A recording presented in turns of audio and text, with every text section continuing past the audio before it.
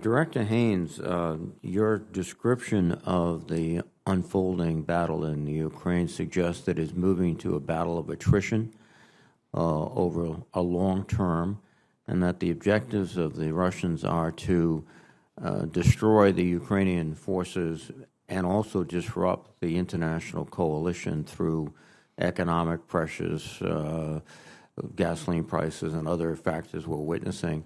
That leads us to, at least to me, to the question of how effective are our economic sanctions, and what more can we do to bring pressure to the people of Russia so that they are less supportive of this effort. Thank you, Chairman. I think from our perspective, the economic sanctions and the export controls have had a pretty significant impact on Russia.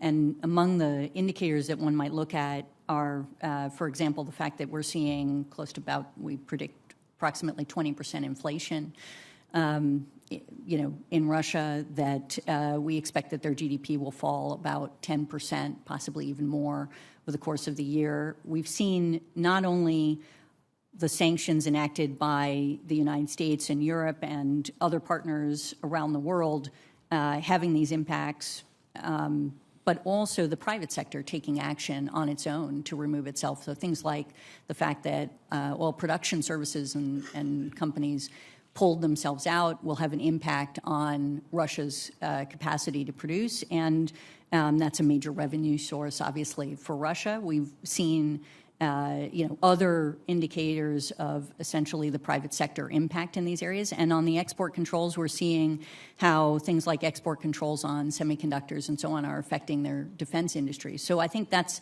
a very significant impact, essentially, although obviously time will tell as we move forward. Are you sensing that any popular unease, perhaps, in terms of these economic factors that could translate into a political resistance to the regime? Well, I know many of us saw the protests that erupted after the invasion, and then the crackdown that occurred essentially in Russia, including passing laws that would provide for very significant punishments in the event that one protested on these issues. And so we've seen those reduce, actually, and when we've looked at effectively, polling and so on that indicates where it is that the Russian people are, what we see is that the majority of the Russian people continue to support the special military operation.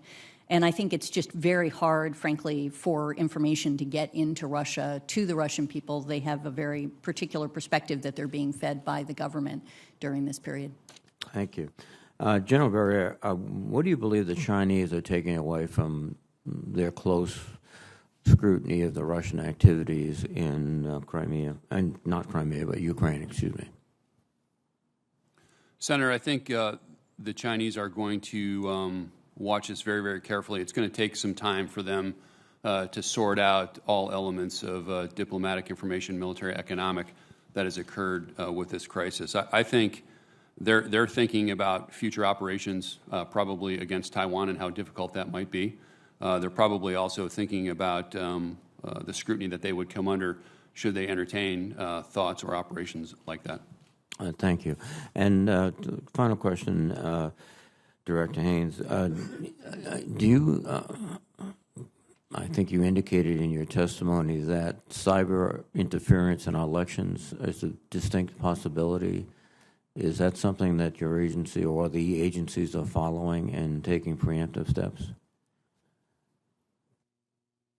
Yes, absolutely, Senator. We are well positioned to essentially monitor for the potential of election influence, and including efforts through cyber. Now, one other final question is that are you surprised that the Russians have not used cyber attacks against third parties or against the United States directly up to this point? I think that was a concern we all had from the beginning of this operation.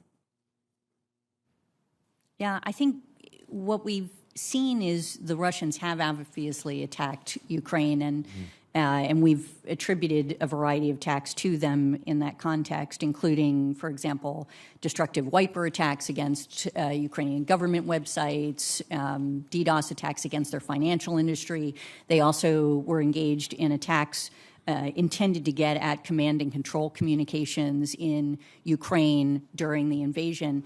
That attack had an outsized impact. In other words, we assessed that they intended to focus in on Ukrainian command and control, but ultimately they ended up affecting a much broader set of VSATs, essentially, of